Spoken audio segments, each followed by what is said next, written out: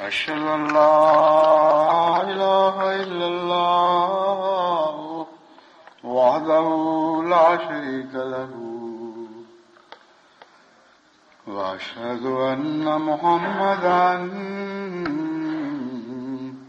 عبده ورسوله أما بعد فأعوذ بالله من الشيطان الرجيم بسم الله الرحمن الرحيم الحمد لله رب العالمين الرحمن الرحيم مالك يوم الدين إياك نعبد وإياك نستعين اهدنا الصراط المستقيم صراط الذين أنعمت عليهم غير المغضوب عليهم ولا الضالين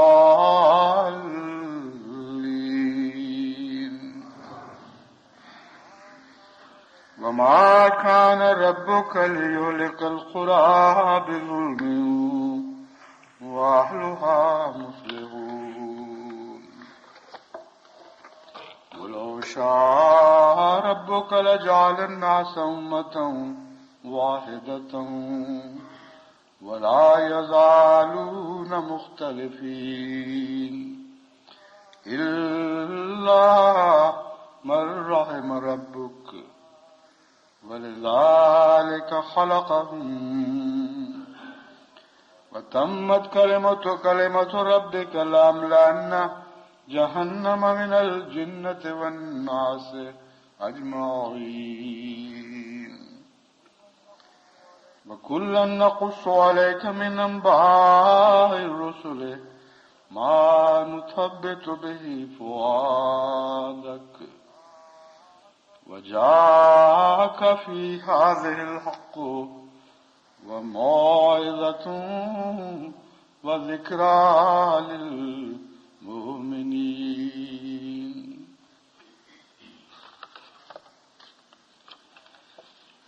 جن آیات کریمہ کی دو جمعہ پہلے تلاوت کی گئی تھی انہی کا مضمون جاری ہے. آج جس آیت سے میں نے یہ مضمون شروع کیا ہے وہ ہے وَمَا كَانَ رَبُّكَ لِيُهْلِكَ الْقُرَىٰ بِظُلْمٍ وَأَهْلُهَا مُصْلِحُونَ، کہ ہرگز خدا تعالیٰ ایسا نہیں کرتا کہ کسی بستی والوں کو ہلاک کر دے بظلم، ظلم کی روح سے، ازرہ ظلم، وَأَهْلُهَا مُصْلِحُونَ، جبکہ اس کے رہنے والے اصلاح میں مصروف ہوں. اہلھا کا ایک معنی تو ہے عام رہنے والے، یہاں اہلھا سے مراد ہے وہ جو بستی کا حق ادا کرنے والے لوگ ہیں، جو اس بستی کے اہل ہیں، اور وہ تھوڑی تعداد میں ہوا کرتے ہیں. قرآن کریم کی کسی آیت پر اگر صحیح غور کرنا ہو تو اس کے سیاق و سباق کے ساتھ اس آیت کو دیکھا جائے پھر اصل مضمون ظاہر ہوتا ہے. یہ تمام آیات بتا رہی ہیں کہ بہت تھوڑے ہیں جو حق کو پانے والے ہیں، بہت تھوڑے ہیں جن کو نیکی کی توفیق ملتی ہے، اور اکثر ایسے ہیں جو ضائع چلے جاتے ہیں. بس اہلھا سے مراد ساری بستی کے اہل مراد نہیں ہیں، بلکہ وہ جو بستی کے اہلیت رکھتے ہیں، بستی کے اہل کہلانے کا حق رکھتے ہیں، اور ان کی تعریف یہ ہے کہ وہ اصلاح میں مصروف رہتے ہیں.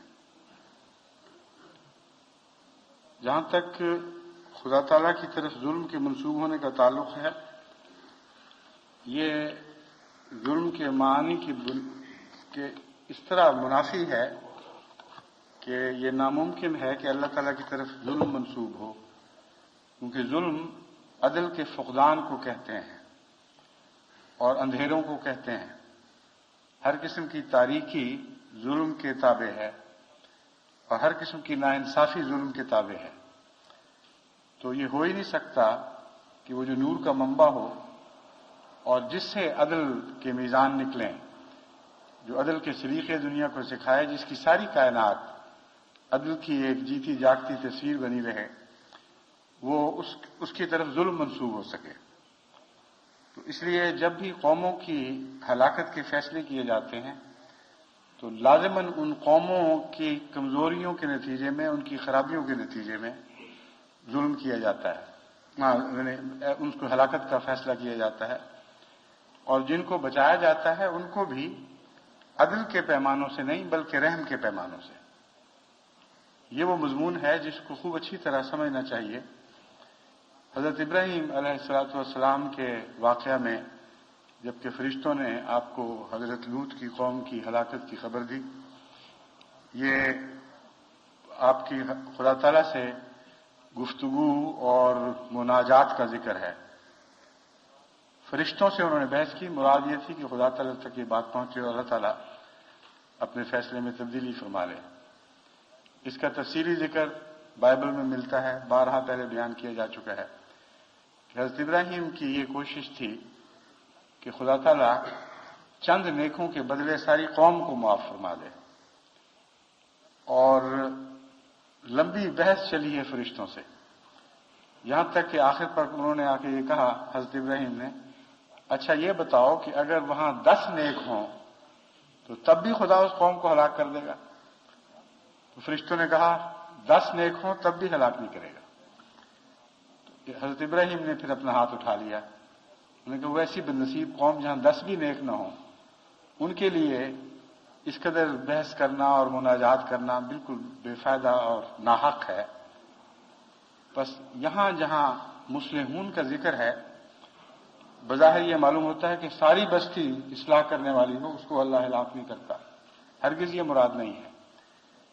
بستی میں جو اہلیت رکھنے والے لوگ ہیں، اہل سے مراد باشندے ہیں، مگر اہل کا معنی ایک اور بھی ہے کہ جو اہل کہلانے کے مستحق ہے، وہ گنتی کے چند افراد ہوں، وہ اگر کوشش میں مصروف ہوں اور اتنی تعداد ان کی ہو کہ اس کے نتیجے میں قوم کی زندگی کے امکانات پیدا ہو جائیں، جب تک ان کی کوشش کا نتیجہ نہیں نکلتا اس وقت تک اللہ تعالیٰ ان کو موقع دیتا چلا جاتا ہے اور اس حالت میں قوم کو ہلاک نہیں کرتا کہ مصلحون اپنی کوششوں میں مصروف ہوں. بس اس آیت کو اب دوبارہ دیکھیں تو آپ کو پتہ لگے گا وَأَهْلُهَا مُصْلِحُونَ میں ایک جاری اصلاح کی کوشش کا ذکر ہے. وہ اصلاح میں مصروف لوگ ہیں جو چلے جاتے ہیں اپنے کام میں اور حتی المقدور کوشش کرتے چلے جاتے ہیں. جب تک ان کو پورا موقع عطا نہیں کر دیا جاتا، جب تک ان کی کوششوں کا آخری نتیجہ نہیں نکلتا، اس وقت تک قوم کو ہلاک نہیں کیا جاتا. اور آخری نتیجہ نکلنے کی 2 صورتیں ہیں. ایک تو یہ ہے کہ ان کی اصلاح کے نتیجے میں کچھ لوگ اصلاح کے اثر کے نیچے اپنے آپ کو درست کرنے لگ جاتے ہیں، ان کے اعمال میں اچھے ہو جاتے ہیں، خدا تعالیٰ کے فرمان کی اطاعت شروع کر دیتے ہیں، خواہ جزوی ہو خواہ کلی ہو. نیکی کی بات کا نیک رد عمل دکھانا یہ نتیجہ ہے. ضروری نہیں کہ فوری طور پر وہ ایمان لے آئیں. ایمان لانے کا مسئلہ بعض دفعہ دیر میں طے ہوتا ہے. اگر اصلاح کی طرف کوئی توجہ شروع کر دے تو لازماً بالآخر ایمان پر منتج ہوتا ہے. ایسا شخص جو نیک باتوں کا مثبت جواب دینے لگتا ہے، شرافت کے ساتھ اور تقویٰ کے ساتھ نیک نصیحت کو قبول کرتا ہے، وہ بالآخر ایماندار بن جاتا ہے اور اس کا انجام نیکوں کے ساتھ ہوتا ہے. اس لیے حضرت مسیح موعود علیہ السلام نے فرمایا جس کی فطرت نیک ہے آئے گا وہ انجام کار. جس کے اندر نیکی کے آثار ہوں اس نے لازماً یہیں آ کے مرنا ہے، اس کو خدا تعالیٰ ضائع نہیں فرمائے گا.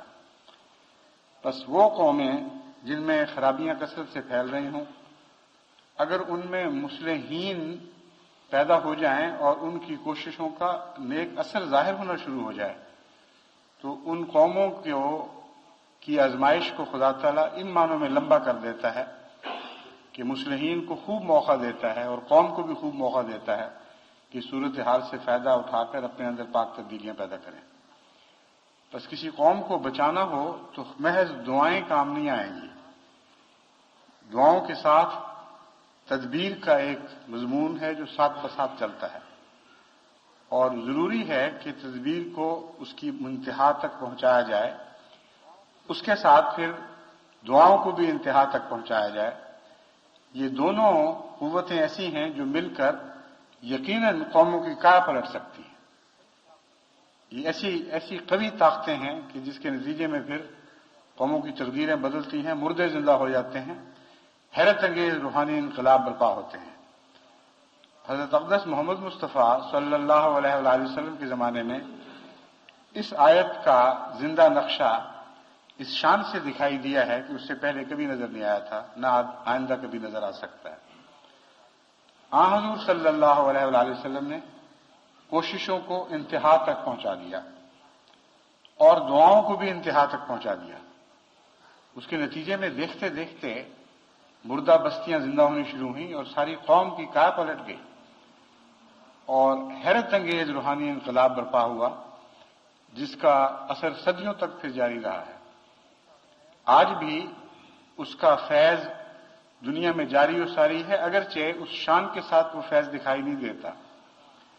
امت مسلمہ خواہ گر کر کسی بھی گراوٹ کے مقام تک پہنچ گئی ہو، حضرت صلی اللہ علیہ وآلہ وسلم کی تعلیم اور پیروی اور دعاؤں کی برکت سے اپنے مقابل پر دوسری امتوں کے نسبت ان کے دلوں میں کم شقاوت ہے. ان میں نیکی کا جو پانی ہے وہ بہت گہرا نیچے نہیں گیا، تھوڑا سا کھودنے سے پھوٹ پڑتا ہے، اور بڑی بھاری تعداد ایسی ہے جو فطرتاً نیک ہے، اور اس کے نتیجے میں اگر ان پر کوشش کی جائے تو باقی قوموں کی نسبت ان پر کوشش کرنا زیادہ مفید ہے.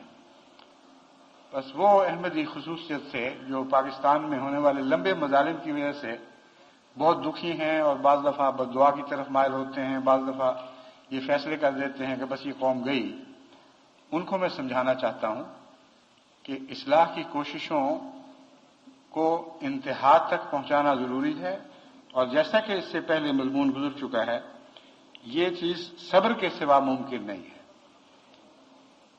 صبر کا مطلب ہے کسی موقع پر بھی امید کا دامن ہاتھ سے نہ چھوڑیں، اپنے اوپر تکلیف لے لیں، دوسرے کی تکلیف کی تمنا نہ کریں، اور ظالم کے لیے بھی بد دعا میں جلدی نہ کریں. صبر کے ساتھ اگر وہ اصلاح کی کوشش کریں گے تو حضرت اقدس محمد مصطفیٰ صلی اللہ علیہ وآلہ وسلم کی امت میں بہت گہری خوبیاں موجود ہیں. ان کی بدیاں نسبتاً سطحی ہیں، چنانچہ ہر بڑے ابتلا کے وقت مسلمانوں کی خوبیاں بہت جلدی چمک کر باہر نکلتی ہیں، اور حیرت انگیز قربانیاں یہ اللہ اور اس کے رسول کے نام پر کرنے کے لیے تیار رہتے ہیں. صرف مصیبت یہ ہے کہ ان کی لیڈرشپ نہیں ہے. اللہ تعالیٰ نے آسمان سے ایک لیڈرشپ نازل فرمائی. حضرت امام مہدی اور مسیح موعود کا ظہور اسی بات کی علامت تھی کہ تمہارا بدن گندا نہیں ہے، اسی بدن پر نیا سر لگایا جائے گا، اور وہ سر ہے جو خدا سے روشنی پائے گا. اس لیے سر بدلنے کی ضرورت ہے، بدن بدلنے کی ضرورت نہیں. سر خود بخود اس بدن کی اصلاح کر لے گا جو اس کے ساتھ وابستہ ہو جائے. لیکن جو بدن سر سے وابستہ نہ ہونا چاہے اس کا تو کوئی علاج نہیں. لیکن ضمن میں یہ مثال اس لیے پیش کر رہا ہوں کہ آپ اصلاح کی حکمتوں کو سمجھیں. اللہ تعالیٰ نے امت محمدیہ میں مسلم بھیجا ہے، جس کا مطلب یہ ہے کہ اس بدن میں اصلاح کی صلاحیتیں موجود ہیں، اور ان سے پوری طرح استفادہ کرنا چاہیے، اور اس معاملے میں صبر کا دامن نہیں چھوڑنا اور امید کا دامن نہیں چھوڑنا. دعا کرتے چلے جائیں اور اصلاح کرتے چلے جائیں، اور خدا تعالیٰ کے فضل سے اس کے نتیجے میں اگر ایک قوم کی ظاہراً ہلاکت مقدر بھی ہو چکی ہو تو وہ ظاہری ہلاکت کی تقدیر تبدیل ہو جائے گی. یہی حال دوسری دنیا کا ہے، یہ مطلب نہیں ہے کہ صرف مسلمانوں کو بچایا جائے گا، مراد یہ ہے کہ جو بھی نیکی کی طرف قدم اٹھانے کی کوشش کرے گا، لبیک کہے گا، اس کو بچایا جا سکتا ہے۔ بس جس ملک میں کوئی احمدی موجود ہے اس کا اپنے ملک سے وفا کا تقاضا یہ ہے کہ وہاں بھی اصلاح کی کوشش شروع کر دے۔ کچھ عرصہ قبل میں نے اندرونی اصلاح کے لیے پاکستان میں بعض اصلاحی کمیٹیاں بنائیں، کچھ ہندوستان میں اصلاحی کمیٹیاں بنائیں، اور مقصد یہ تھا کہ وہ نوجوان مرد ہوں یا عورتیں جو بری تہذیب کے اثر سے ضائع ہو رہے ہیں، بد اثرات قبول ہو رہے ہیں، کوئی ڈرگ کا ایڈکٹ ہو رہا ہے، کوئی کسی اور برائی میں مبتلا ہو رہا ہے، جب معاشرہ سارا گندا ہو تو اس معاشرے میں ڈوبے ہوئے کپڑے کا کلیتاً اس اثر سے الگ رہنا اور اس اثر کو ہر وقت ہمیشہ رد کرتے چلے جانا بہت مشکل کام ہے۔ اس کے لیے بڑی جدوجہد کی ضرورت ہے، اور اندرونی طور پر ایک نظام ہونا چاہیے جو مقابلہ کرے۔ اس غرض سے اصلاحی کمیٹیاں میں نے بنائیں کہ وہ جماعت احمدیہ کے کمزوروں پر نظر رکھ کر پیشتر اس کے کہ وہ اثر کو قبول کر لیں، آثار دیکھ کر ان کی اصلاح کی کوشش شروع کر دیں۔ اس سے پہلے غلطی سے یہ رجحان پیدا ہو رہا تھا کہ جو شخص کسی برائی میں اتنا بڑھ جائے کہ اس کے خلاف آپریشن کا، جراحی کا فیصلہ کرنا پڑے، اس کا معاملہ زیر نظر لایا جائے اور پھر یہ کہا جائے کہ مجبوری ہو گئی ہے، اب اس کو کاٹ کر پھینکا جائے۔ یہ بات اس آیت کے منافی ہے۔ کاٹ کر پھینکنے کا عمل تو دراصل خدا کی طرف سے فیصلہ ہوتا ہے، اور اس وقت ہوتا ہے جب خدا فیصلہ کرتا ہے کہ قوم بگڑ کے ضائع ہو چکی ہے۔ اس وقت دنیا کی کوئی طاقت اس عمل کی راہ میں حائل نہیں ہو سکتی۔ ہمارا کام مصلحون کا ہے یہ کوشش کرتے چلے جانا کہ کوئی بھی کاٹ کر نہ پھینکا جائے۔ تو ہماری کوشش تو اس سے بہت پہلے سے شروع ہونی چاہیے، بجائے اس کے کہ یہ انتظار کرتے رہیں کہ کوئی شخص بیماری کی انتہا تک پہنچ جائے تو کہا جائے کہ بس اب یہ گیا، اب اس کو دفن کر دو۔ ان کمیٹیوں سے متعلق اب میرا پروگرام یہ ہے کہ ساری دنیا میں ان کمیٹیوں کو رائج کرنا چاہیے، انگلستان میں بھی، امریکہ میں بھی، یورپ کے اور مشرق کے تمام ممالک میں بھی، کیونکہ بیرونی اصلاح سے پہلے اندرونی اصلاح کی ضرورت ہے۔ اگر اندرونی اصلاح کا معیار بلند ہوگا تو جماعت بیرونی اصلاح کے لائق ہوگی۔ اگر اندرونی اصلاح کا معیار بلند نہیں ہوگا تو باہر سے برائیاں آپ کے اندر سرایت کرنے لگ جائیں گی، بجائے اس کے کہ آپ دوسروں کی برائیاں دور کریں، آپ ان کی برائیوں کا شکار ہو جائیں گے۔ اس لیے مصلحون کا معنی میں یہ نہیں صرف سمجھتا کہ غیروں کی اصلاح کرو، مصلحون کا عمل جو ہے وہ دونوں صورتوں میں جاری و ساری ہے، دونوں ہی جہاد ہیں، تربیت کا جہاد بھی اور تبلیغ کا جہاد بھی۔ اور تبلیغ کے جہاد کا معیار براہ راست تربیت کے جہاد کے معیار سے متعلق ہے۔ جتنا تربیت کا جہاد بلند معیار کا ہوگا اتنا ہی تبلیغ کا معیار از خود بلند ہوتا چلا جائے گا۔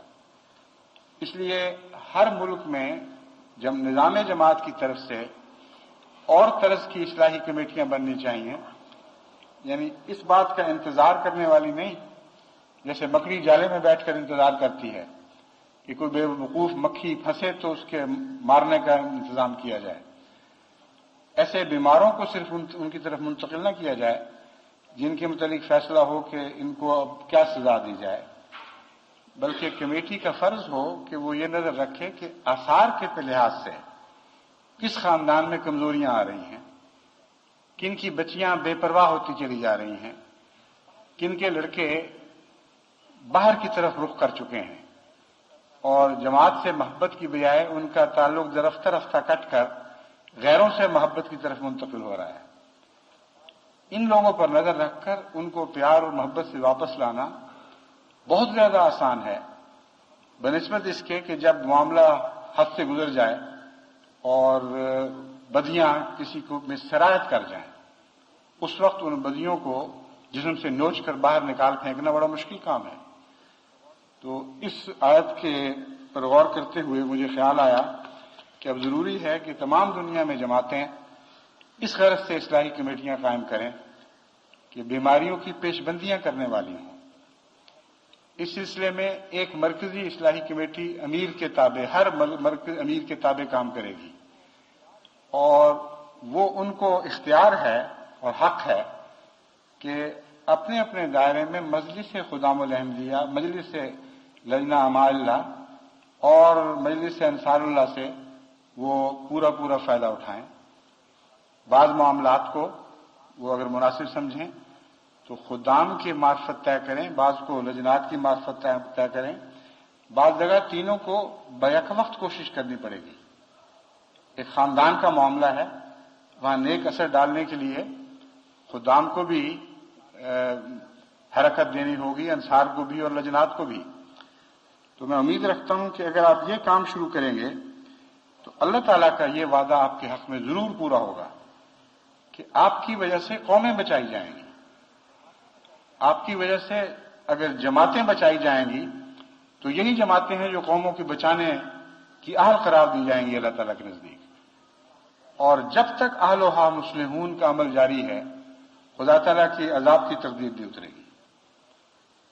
دوسری بات یہ ہے کہ یہ اس طرح میں فیصلہ ہو جائے کہ کوششیں انتہا تک پہنچ جائیں اور مقابل پر رد عمل بھی انتہا تک پہنچ جائے اور پتھر کی طرح لوگ ہوں اور اصل کو قبول نہ کریں۔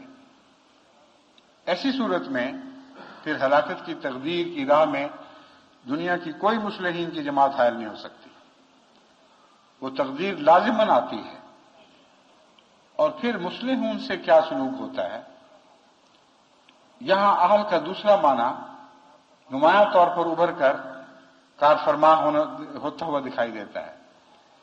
میں نے یہ ترجمہ کیا تھا، اہل کا مطلب صرف رہنے والے نہیں بلکہ رہنے والے کہلانے کا حق رکھنے والے لوگ، جو حقیقت میں اہلیت رکھتے ہیں کہ اس ملک کی طرف منسوب ہوں، جن کے اندر زندگی کے آثار اور کردار موجود ہیں، جو اہل ملک اور ملک کے باشندہ کہلانے کے مستحق لوگ ہیں۔ اس کے متعلق قرآن کریم سے پتہ چلتا ہے، دوسری آیات میں بہت کھل کر یہ مضمون آیا ہے کہ جب قوموں کی ہلاکت کا فیصلہ کیا جاتا ہے تو وہ لوگ جو اس فیصلے تک مسلسل اصلاح میں مصروف رہتے ہیں ان کو ان جگہوں کا وارث بنا دیا جاتا ہے۔ اور یہ مضمون بہت کھل کر قرآن کریم میں بارہا بیان ہوا ہے۔ بس اہلیت کا مضمون وراثت کے مضمون کے ساتھ ملا کر دیکھیں تو بات بالکل کھل جاتی ہے۔ آپ اصلاح میں مصروف رہیں، دیانتداری اور تقویٰ کے ساتھ اپنی اصلاح بھی کریں اور ماحول کی اور غیروں کی اصلاح بھی کریں، اور یہی اصلاحی کمیٹیاں نہیں تو کچھ اور اصلاحی کمیٹیاں مقرر کی جائیں پہلو بہ پہلو، جو معاشرے کی برائیوں کے خلاف علم بلند کرنا شروع کر دیں۔ ان میں نوجوان لکھنے والے اخباروں سے رابطے کریں، دانشوروں سے رابطے کریں، ٹیلی ویژن اگر ہے اور ریڈیو ہے تو وہاں ان کو لکھا جائے، پروگراموں میں شامل ہوں، ایسے سیمینار بنائے جائیں، مقرر کیے جائیں جن میں برائیوں کے خلاف مذہب کی تمیز کو نظر انداز کرتے ہوئے جہاد کا پروگرام شروع کیا جائے۔ اور یہ جو جہاد ہے یہ ملکی سطح پر ہوگا۔ اس میں لیڈرشپ احمدی کے ہاتھ میں ہونی چاہیے، کیونکہ حقیقت میں احمدی ہی چھوٹے چھوٹے اندرونی مفاد پرستی کے خیالات سے بالا ہو کر اصلاح کا کام کر سکتا ہے۔ ریشلزم سے پاک ہے احمدی، قومی تعصبات سے پاک ہے، مذہبی تعصبات سے پاک ہے، ورنہ وہ حضرت صلی اللہ علیہ وآلہ وسلم کی طرف منسوب ہونے کا حق ہی نہیں رکھتا، کیونکہ حضور صلی اللہ علیہ وآلہ وسلم کی طرف منسوب ہونے کا حق وہی رکھتا ہے جو رحمت للعالمین کی صفات پیدا کرنے کی کوشش کرے۔ اور عالمین میں کوئی تفریق ہی نہیں کی گئی، کالوں کا عالم اور گوروں کا عالم، شمالیوں کا عالم اور جنوبیوں کا عالم، مشرق اور مغرب کے عالم کوئی فرق نہیں دکھایا گیا۔ مذہبی عالم کا بھی کوئی ذکر نہیں ہے۔ حضور صلی اللہ علیہ وآلہ وسلم اسی طرح عالمین کے لیے رحمت ہیں، جس طرح رب العالمین نے آپ کو اپنے ربوبیت کے تابع رحمت للعالمین قرار دیا ہے۔ رب العالمین کی ربوبیت جس طرح تمام عالموں پر یکساں ہے اور سب کی برابر تربیت فرماتا ہے، اللہ تعالیٰ سب کی برابر تربیت فرماتا ہے، اسی طرح رحمت للعالمین کا یہ لقب ہے، کوئی معمولی لقب نہیں ہے۔ اپنی وسعت اور گہرائی میں اس سے بڑا لقب کسی دنیا کے کسی دوسرے نبی کو عطا نہیں ہوا۔ بس احمدی کے لیے رحمت للعالمین کے مضمون کو سمجھ کر حضرت اقدس محمد مصطفیٰ صلی اللہ علیہ وآلہ وسلم سے تعلق جوڑنا چاہیے، اور جب یہ تعلق قائم ہو جائے گا تو آپ کی نظر بہت بلند ہو جائے گی، آپ کے حوصلے بہت وسیع ہو جائیں گے، آپ ریشنلزم کا شکار ہو ہی نہیں سکتے۔ ناممکن ہے کہ آپ کالوں اور گوروں اور سفیدوں اور سرخوں کی تفریق میں کسی قسم کی پارٹی بن سکیں۔ آپ کے دل میں رحمت کا خیال موجود رہے گا، ہر بنی نوع انسان کے دکھ کو دور کرنے کے لیے سچا جذبہ دل میں پیدا ہوگا، ہر ایک کا پیار دل میں پیدا ہوگا، اور رحمت للعالمین کے ساتھ انصاف کا گہرا تعلق ہے۔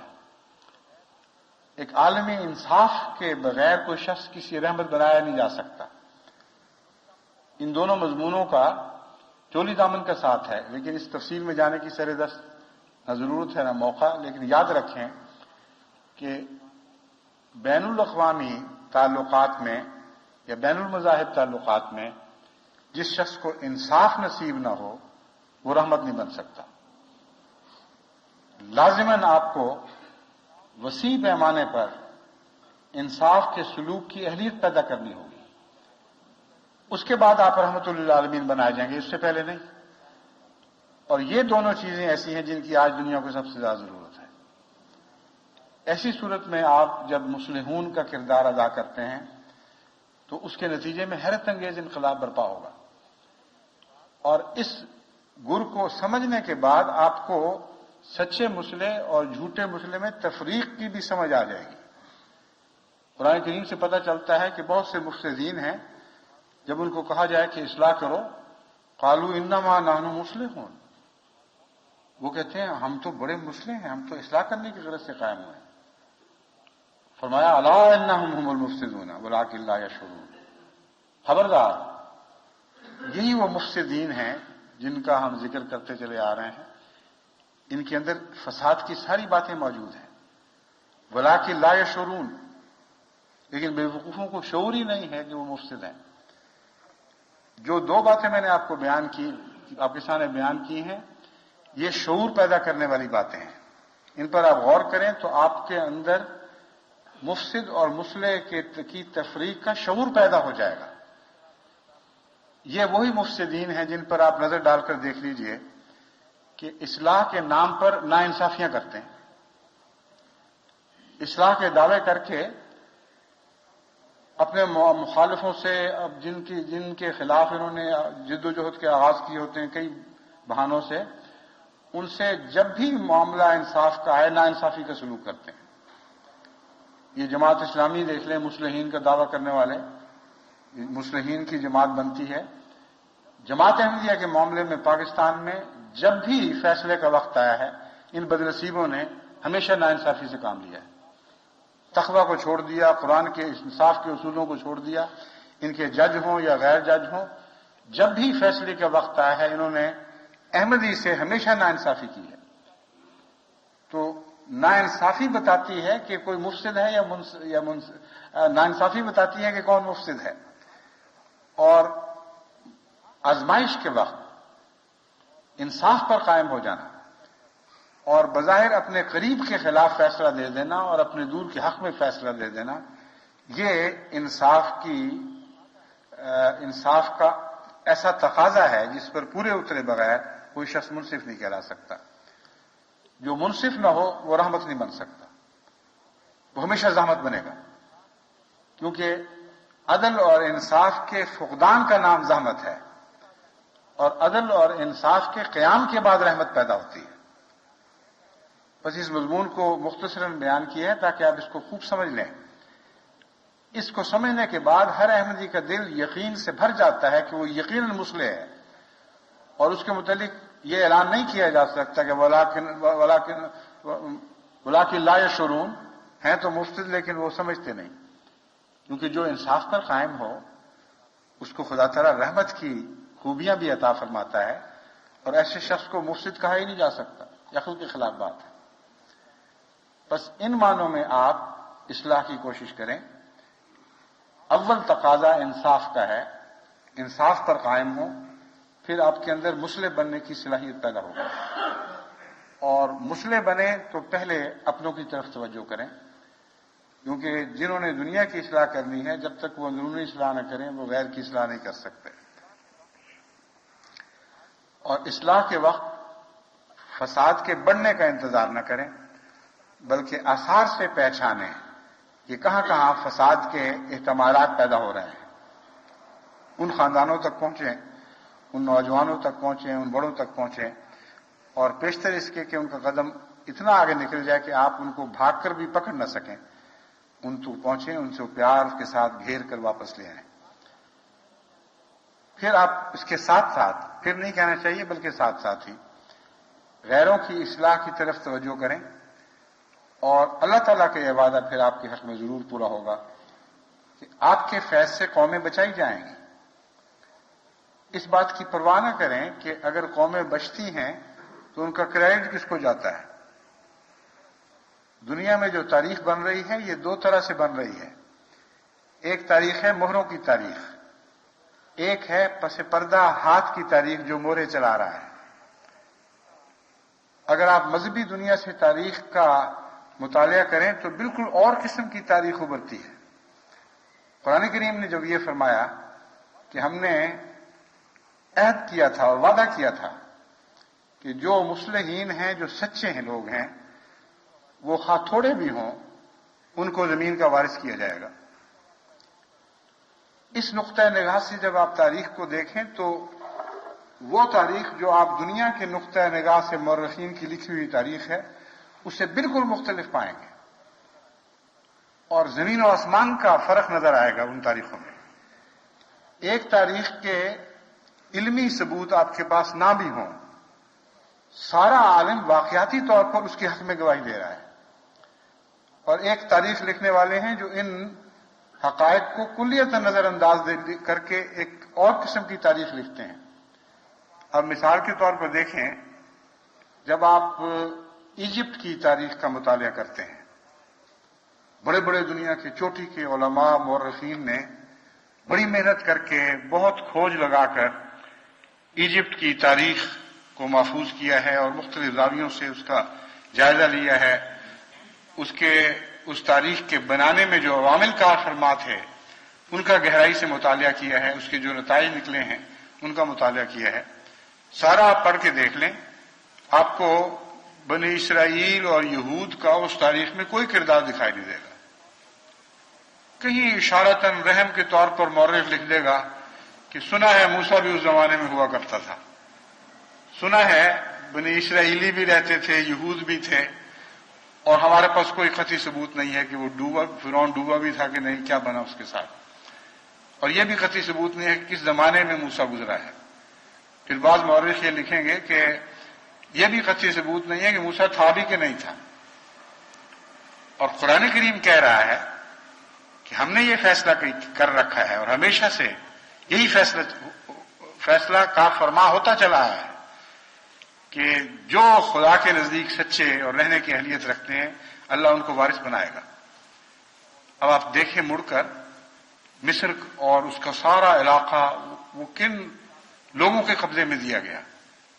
بالآخر یہود تو موجود ہیں جو بطور وارث بڑے بڑے علاقوں میں حکومتیں کرتے رہے اور آج تک چلے آ رہے ہیں، لیکن فرعونیوں اور مصریوں کے دیگر ایسے طبقات جو اس وقت مصر کی سلطنت پر قابض تھے، جن کا ذکر مورخ بڑے عزت اور احترام سے کرتا ہے، ان کے دبدبے بھی چلے گئے، ان کی شوکتیں بھی مٹ گئیں، وہ زیر زمین دفن ہو گئے۔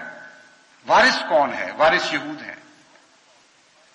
پھر عیسائیوں کو دیکھ لیں، اس حضرت عیسیٰ علیہ الصلوۃ والسلام کے زمانے کی تاریخ کا مطالعہ کریں تو اکثر تاریخوں میں نشان بھی نہیں آپ کو ملے گا عیسائیت کا کہیں۔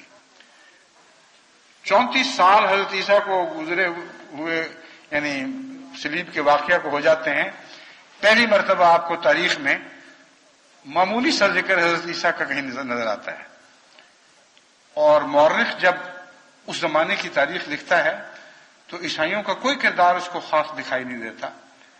سینکڑوں سال کے بعد وہ اس لائق ہوتے ہیں کہ ان کو تاریخ کا حصہ بنایا جائے. لیکن قرآن کریم نے فرمایا تھا کہ یہی لوگ وارث ہوں گے. بس وہ عیسیٰ علیہ الصلوۃ والسلام جو بالکل بے طاقت اور نہتے تھے، اپنے دشمن کے مقابل پر کچھ بھی کرنے کی طاقت نہیں رکھتے تھے، چند ساتھیوں کو پیچھے چھوڑ کر گئے. آپ دیکھیں عیسائیت ساری دنیا میں کتنے بڑی علاقوں کی وارث بنائی گئی ہے. تو یہ وراثت کا مضمون جو ہے یہ بہت گہرا ہے اور بہت سچا ہے. حضرت کرشن اور حضرت رام چندر کے ماننے والے ہندوستان کے وارث بنا دیے گئے. حضرت زرتشت کے ماننے والے فارس کے وارث بنا دیے گئے. حضرت کنفیوشس کے ماننے والے چین کے وارث اور دوسرے مشرقی ممالک کے وارث بنائے گئے. تو اگر وراثت کے نقطۂ نگاہ سے آپ تاریخ پر نظر ڈالیں تو وہی لوگ وارث ہیں جو اپنے زمانے میں اس لائق ہی نہیں سمجھے جاتے تھے کہ تاریخ ان کا ذکر کرے، اور کرتی تھی تو بہت ہی حقارت کے ساتھ بالکل معمولی سا ذکر کہ سنا ہے کنفیوشس بھی ہوتا تھا، ایک بادشاہ کے سہارے اس کے دربار سے لٹکا ہوا ایک شخص تھا، یا عیسیٰ علیہ السلام تھے جن کا یہ ذکر چلتا ہے. قرآن کی تاریخ دیکھیں کتنی سچی اور کتنی قطعی ہے. اس کی زندہ شہادت ہے. سارا عالم اس بات کا گواہ ہے کہ وراثت نیکوں اور کمزوروں کو عطا کی جاتی ہے. بس مصلحون کے ساتھ وراثت کا تعلق ہے. اگر آپ نے اس دنیا کا وارث بننا ہے، اور میں یقین رکھتا ہوں کہ اللہ کی تقدیر نے آپ کو وارث بنانے کے لیے کھڑا کیا ہے، تو آپ کو لازماً مصلح ہونا پڑے گا. اور مصلح ہونے کے لیے پہلے اندرونی اصلاح کرنی ہوگی، اور پہلے سے مراد ہے اولیت اس کو دینی ہوگی. ورنہ ساتھ ہی ساتھ دوسرے درجے پر باقی دنیا کی اصلاح کے لیے آپ نکل کھڑے ہوں، دعوت اللہ میں مصروف ہوں اور اپنے بچوں اور بڑوں کی تربیت میں مصروف ہوں، تو دیکھیں خدا کی تقدیر کس طرح آپ کے لیے شان کام دکھائے گی. آج اگر کوئی احمدی یہ دعویٰ کرے کہ آئندہ دنیا کا وہ وارث ہوگا اور مستقبل اس کے ہاتھوں میں دیا گیا ہے، تو ساری دنیا اسے پاگل سمجھے گی. کتنے بے وقوف لوگ ہیں، کتنے جاہل ہیں. ان کی کسی ملک میں بھی کوئی حیثیت نہیں، اور مستقبل کے مالک بننے کا دعویٰ کرتے ہیں. ایک دفعہ ایک کورسپونڈنٹ نے مجھ سے سوال شروع کیا، اور اسی طرح مجھے دیکھ رہا تھا جیسے عجیب ہی بے وقوف والی باتیں کر رہے ہیں کہ جی ہم آئندہ دنیا کے مالک ہیں، ہم مستقبل ہیں دنیا کا. میں نے کہا تمہیں بات سمجھ نہیں آئے گی، تم عیسائی ہو، تم پہلے حضرت عیسیٰ کے زمانے میں واپس جاؤ، وہاں جا کر دیکھو کہ حضرت عیسیٰ کا دعویٰ ہمارے دعوے کے مقابل پر کتنا مذاق خیز دکھائی دیتا تھا. ہم نے تو 100 سال میں اتنی عظیم الشان ترقی کی ہے کہ 126 ممالک میں پھیل گئے ہیں. عیسائیت کا 100 سال کے بعد کیا حال تھا؟ واپس مڑو، وہاں جا کر دیکھو، اور پھر غور کرو، اور پھر بے شک اس زمانے میں تبسخ آمیز مضامین لکھو. یہ پاگل جن کی کوئی حیثیت نہیں ہے، اپنے ملک سے نکالے گئے، کسی ملک میں بھی ان کی کوئی قانونی حیثیت نہیں ہے، کوئی سیاسی حیثیت نہیں ہے، کوئی معاشرتی اور علمی حیثیت نہیں ہے، کوئی اقتصادی حیثیت نہیں ہے، کوئی سیاسی حیثیت نہیں ہے. بالکل معمولی تعداد میں چند جماعتیں ہیں، اور یہ سمجھ رہے ہیں کہ یہ دنیا کے وارث بنائے جائیں گے. میں نے کہا وہاں واپس جاؤ، وہاں بیٹھ کر ایک دوبارہ مضمون لکھو پھر ایک کہ عیسائی کتنے بے وقوف لوگ ہیں.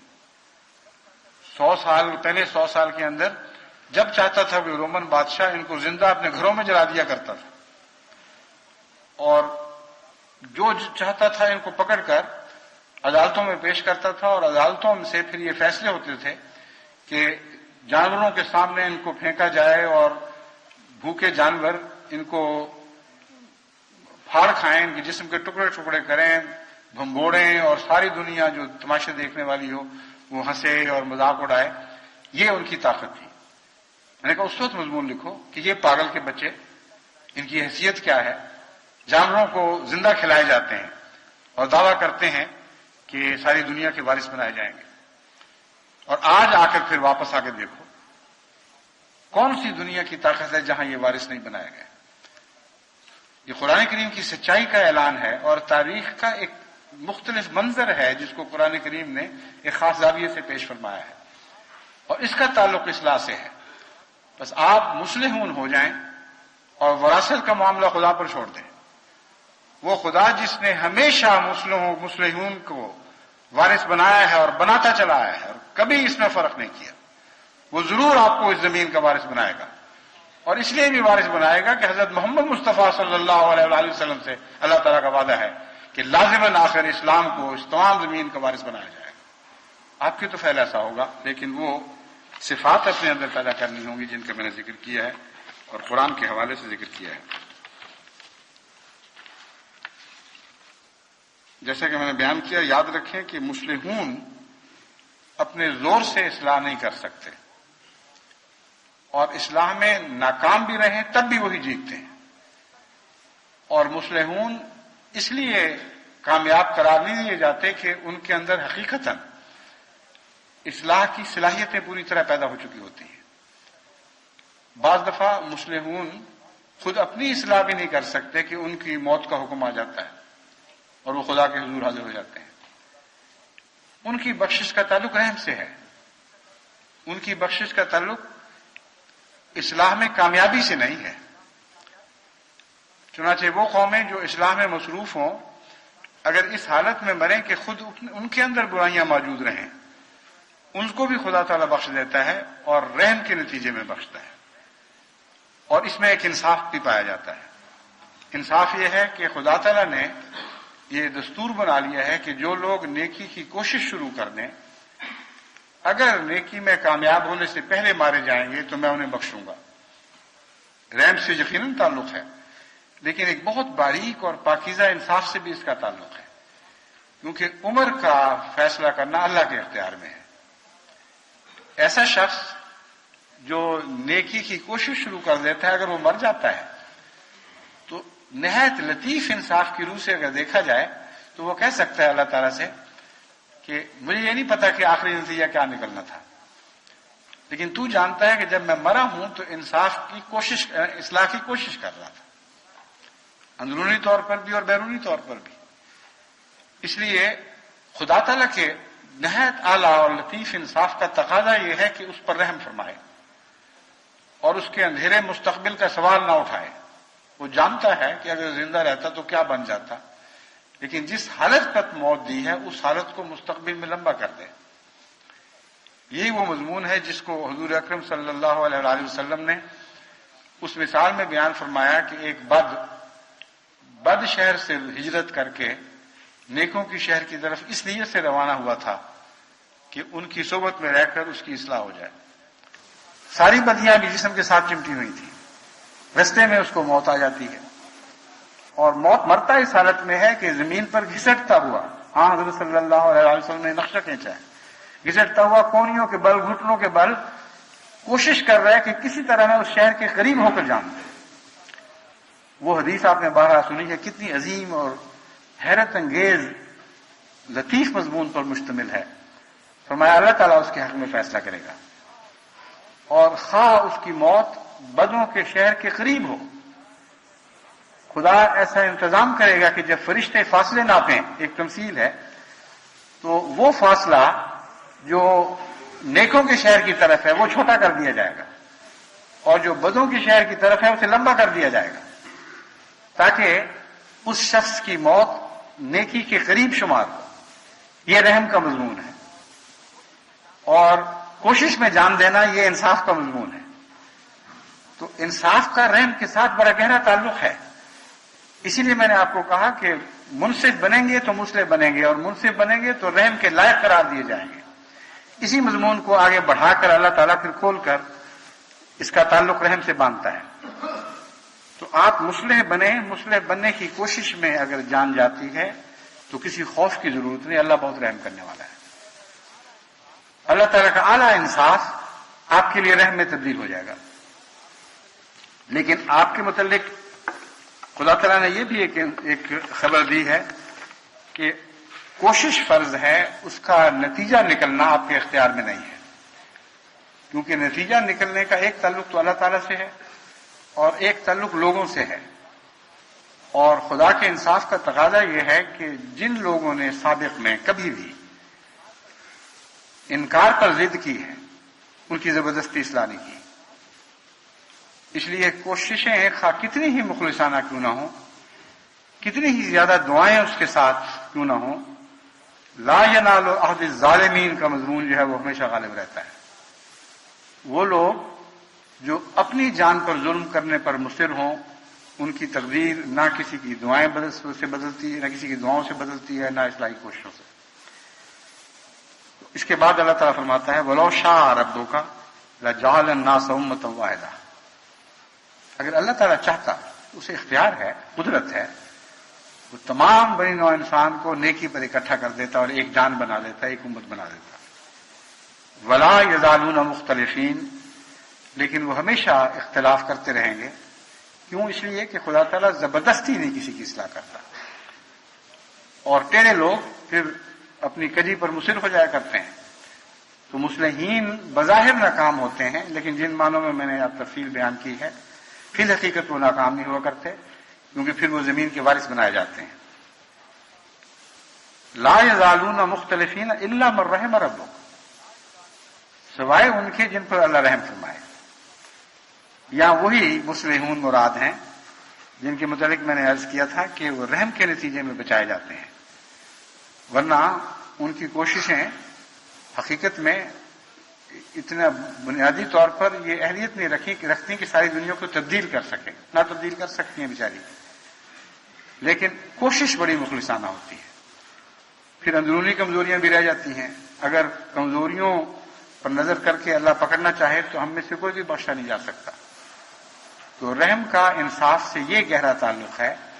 کوشش تم شروع کر دو، دیانتداری سے کوشش شروع کر دو، پھر جس حالت میں بھی موت آئے گی اللہ تعالیٰ تمہیں نیکوں میں شمار کر دے گا. الا من رحم ربک کا یہ معنی ہے سوائے ان لوگوں کے جن پر اللہ رحم فرمائے. اور خدا کے رحم کا انصاف سے تعلق ہے، نا انصافی سے تعلق نہیں ہے. وَلِذَٰلِكَ خَلَقَهُمْ، اللہ نے اسی لیے پیدا کیا تھا کہ ان کے لیے مواقع مہیا کر دے کہ خدا کا رحم ان کو نصیب ہو جائے اور وہ بچائے جائیں. لیکن ایسا نہیں ہوتا. بہت تھوڑے ہیں جو خدا تعالیٰ کے رحم کا فیض پانے والے بنتے ہیں.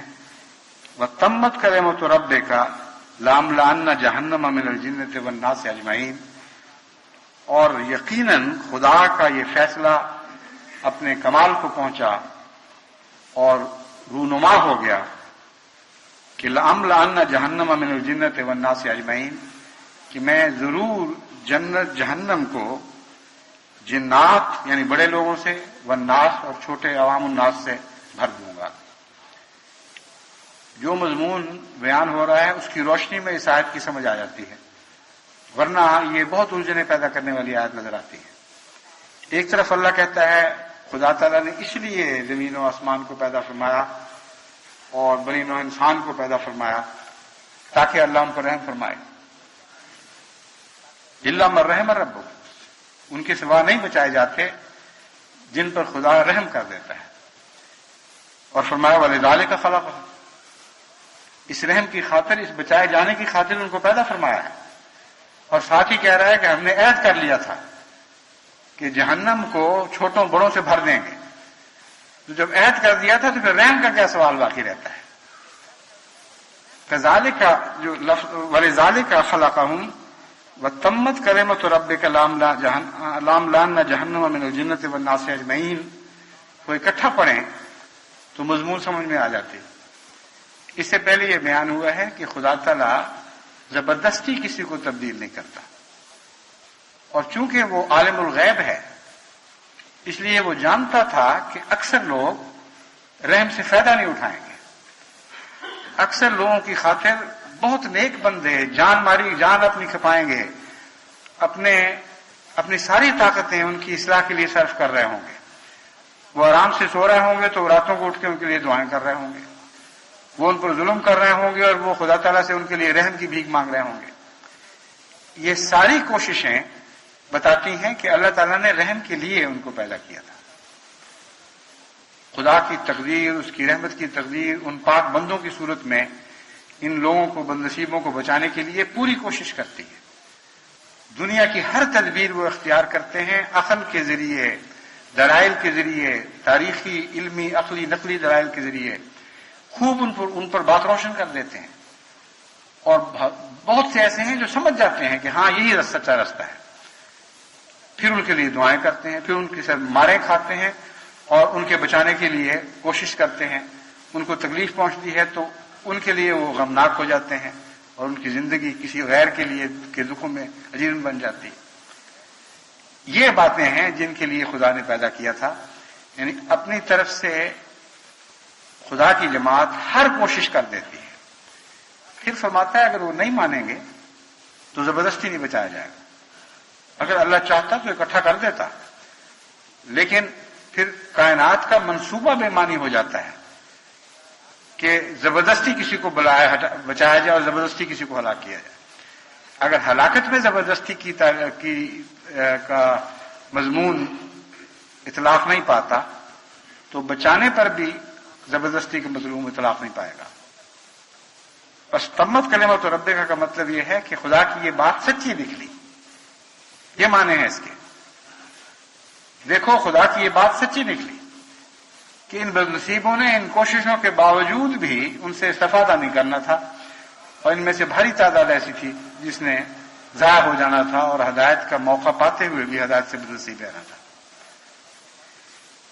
لیکن اس مضمون کو سمجھنے کے بعد پھر بھی مایوسی کا کوئی سوال نہیں ہے، کیونکہ حضرت اقدس محمد مصطفیٰ صلی اللہ علیہ وآلہ وسلم کے ذریعے جس کثرت سے بنی نوع انسان کا بچایا جانا مقدر ہے، اس سے پہلے اس کی کوئی مثال نظر نہیں آتی. بس ہمیں لازماً بنی نوع انسان کو بچانے کی کوشش کرنی چاہیے اور دعائیں کرتے رہنا چاہیے، اور پھر اس بات کو خدا پر چھوڑ دینا چاہیے.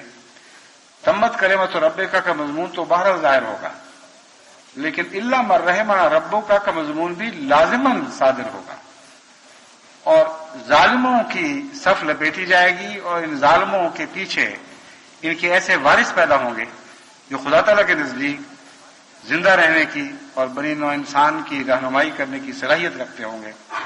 زمین ان کے سپرد کی جائے گی، اور یہ وارث آئندہ دنیا میں حضرت محمد مصطفیٰ صلی اللہ علیہ وآلہ وسلم کے سچے غلاموں کے سوا اور کوئی نہیں ہے. آپ کو خدا نے توفیق بخشی ہے کہ اس میدان کو جو خالی پڑا ہے آگے بڑھیں اور بھر دیں، اور خدا تعالیٰ آپ کے فیض سے ساری دنیا کو رحمت کا فیضان پہنچانے کی توفیق عطا، آپ کا فیض ساری دنیا میں پھیلائے، اور آپ کے ذریعے حضرت محمد مصطفیٰ صلی اللہ علیہ وآلہ وسلم کا تمام دنیا کو رحمت کا وارث بنا دیں. یہی دعائیں کرتے رہیں، یہی کوشش ہو، یہی مطلوب ہو، یہی مقصود زندگی ہو. خدا کرے کہ ہم اللہ تعالیٰ کے فضل کے ساتھ اس کے رحم کے نتیجے میں اس اعلیٰ مقصد کو حاصل کرنے میں کامیاب ہو جائیں.